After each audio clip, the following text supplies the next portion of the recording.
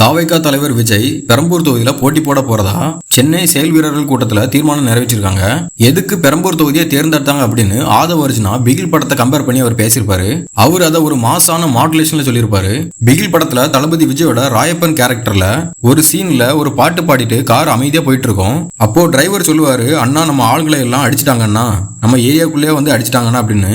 அப்போ அவரு சொல்லுவாரு, வண்டி அவங்க இடத்துக்கே ஓட்டு. அப்போ திரும்பவும் அந்த டிரைவர் சொல்லுவாரு, அண்ணா நம்ம தனியா போறோம், யாருமே கூட இல்ல அப்படின்னு. அப்போ ஒரு பாட்டு வரும், என்னதான் நடக்கும் நடக்கட்டுமே, இருட்டினில் நீதி மறையட்டுமே, தன்னாலே வெளிவரும் தயங்காதே, தலைவன் இருக்கிறான் மயங்காதே. அப்படி அந்த பாட்டு ஓடிட்டு இருக்கும்போதே கார் என்ட்ரன்ஸ்குள்ள போகும். போயிட்டு இருக்கும்போது திடீர்னு கார் நின்றோம். அப்போ உடனே வில்லன் வருவாரு, மு.க. ஸ்டாலின் ஐயா மாதிரி. பக்கத்துல ஒரு பிள்ளைய வந்து நிக்கும், இப்போ உள்ள பிள்ளை மாதிரி. அப்போ சொல்லுவாரு, வந்து தொக்கா மாட்டிக்கிட்டாங்கண்ணா அப்படின்னு.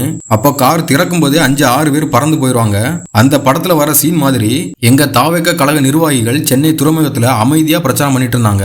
எப்போ நீங்க எங்க தங்கை கர்ப்பிணியோட வயித்துல கை வச்சீங்களோ அப்பவுமே என் தலைவர் முடிவு பண்ணிட்டாரு, வட சென்னையில தான் இறங்கணும், உங்களை ஜெயிக்கணும்னு. ரவுடிசம் பண்ணி தேர்தலில் ஜெயிக்கிற உங்களை தேர்தலுக்குள்ளே இறங்கி ஜெயிக்கணும்னு என் தலைவர் முடிவு பண்ணிட்டாரு. இப்படி பவர்ஃபுல்லா ஆதவ அர்ஜுனா பேசியிருப்பாரு. தமிழ்நாட்டுக்கு நல்ல எதிர்காலம் கொடுக்கறதுக்கு தலைவர் விஜயால மட்டும்தான் முடியும் அப்படின்னு நினைக்கிறவங்க டிவிக்கேன்னு கமெண்ட் பண்ணுங்க.